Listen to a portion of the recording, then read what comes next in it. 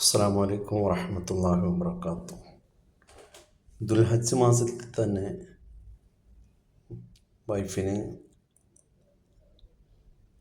ശ്വാസം തടസ്സങ്ങൾ ബുദ്ധിമുട്ടായി തുടങ്ങിയിട്ടുണ്ടായിരുന്നു. പെരുന്നാളിന് തന്നെ ഇപ്പോൾ ഭക്ഷണം കഴിക്കുന്ന സമയത്തും അതേപോലെ നോമ്പ് സമയങ്ങളിലൊക്കെ നോമ്പിന് എല്ലാ നോമ്പെടുത്ത ആൾ നോമ്പൊന്നും ആ പ്രാവശ്യം പോയില്ല.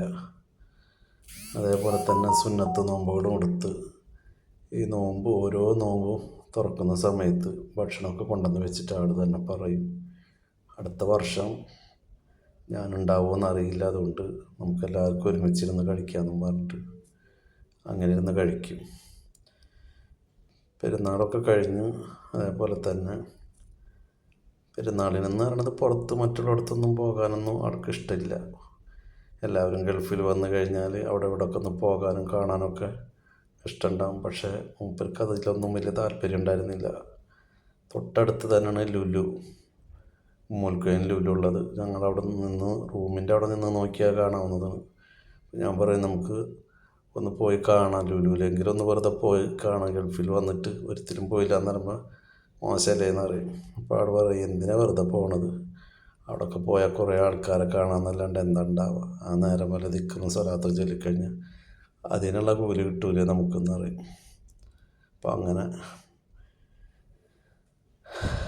അപ്പോൾ അങ്ങനെ ദുൽഹജ്ജ് മാസം അവസാനത്തോട് കൂടിയിട്ട് ആൾക്കിങ്ങനെ വയ്യാണ്ടായപ്പോൾ ഞങ്ങൾ ഹോസ്പിറ്റലിലേക്ക് പോകാൻ വേണ്ടിയിട്ട് നിന്ന് തൊട്ടടുത്തുള്ള ഞങ്ങളെ റൂമിനടുത്തുള്ള അയൽവാസി ഒരു സലീം എന്ന പേരുള്ള തിരൂക്കാരനാണ്.